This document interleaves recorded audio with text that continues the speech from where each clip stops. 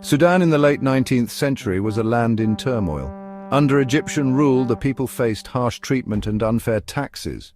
From this unrest, a leader emerged, Muhammad Ahmad, who proclaimed himself the Mahdi, the Islamic Redeemer. The Mahdi promised to free Sudan from foreign control and injustice. In 1881, the Mahdi's followers, known as the Ansar, rose up against the Egyptian authorities. They were astonishingly successful. The Ansar, fueled by religious zeal and anger at their rulers, inflicted a series of defeats on the Egyptian forces. The revolt culminated in the fall of Khartoum in 1885 and the death of British General Charles Gordon, a national hero. The Mahdist victory sent shockwaves through the British Empire. Egypt was a crucial British interest. The Suez Canal, a vital trade route to India, ran through it. The British could not allow the instability in Sudan to threaten their control of Egypt. The Mahdi's rule was short-lived. He died in 1885. But the Mahdist state he founded endured. It would take more than a decade and a new century before Britain would be ready to confront the Mahdist challenge again. The stage was set for a clash of empires. For the British Empire, Sudan was more than just a desert land in Africa. It held immense strategic value. The Nile River, the lifeblood of Egypt, flowed through Sudan. Controlling the Nile's waters meant controlling Egypt's agricultural output. This was essential for the British, who relied on Egypt's cotton production and its strategic location on the route to India.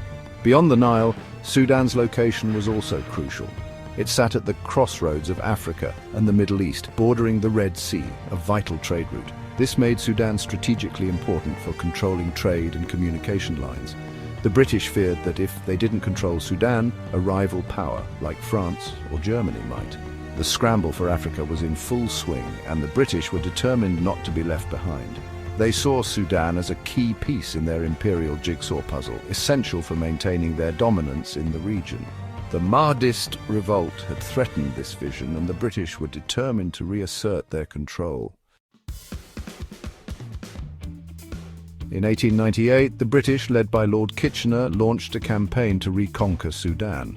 Armed with modern weapons and superior tactics, the British Army defeated the Mahdist forces at the Battle of Omdurman. This victory marked the beginning of the Anglo-Egyptian Condominium, a joint rule over Sudan that lasted until 1956. The reality of the condominium, however, was far from equal. While Egypt was technically a partner, the British held the real power. British officials held key administrative positions, making the important decisions about Sudan's governance and future. Sudan was effectively a British colony in all but name. The British administration in Sudan focused on establishing order and control after years of unrest. They implemented a centralized system of government, replacing the Mahdist structures. They also invested in infrastructure projects, building railways and telegraph lines to facilitate communication and trade. These developments, while beneficial in some ways, were primarily designed to serve British interests and solidify their grip on Sudan. Under British rule, Sudan underwent significant economic changes. The British saw Sudan as a potential source of raw materials, particularly cotton. They encouraged the cultivation of cotton, introducing new irrigation schemes to increase production. The Jazeera scheme, a massive irrigation project, transformed vast tracts of land into cotton plantations. While these projects led to economic growth and the development of infrastructure, the benefits were not equally distributed.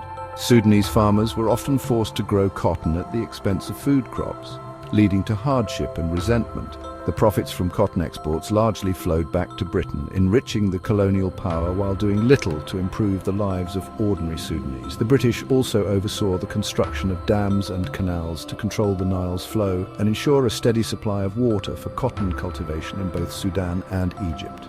These projects, while impressive feats of engineering, often had detrimental effects on the local environment and displaced Sudanese communities.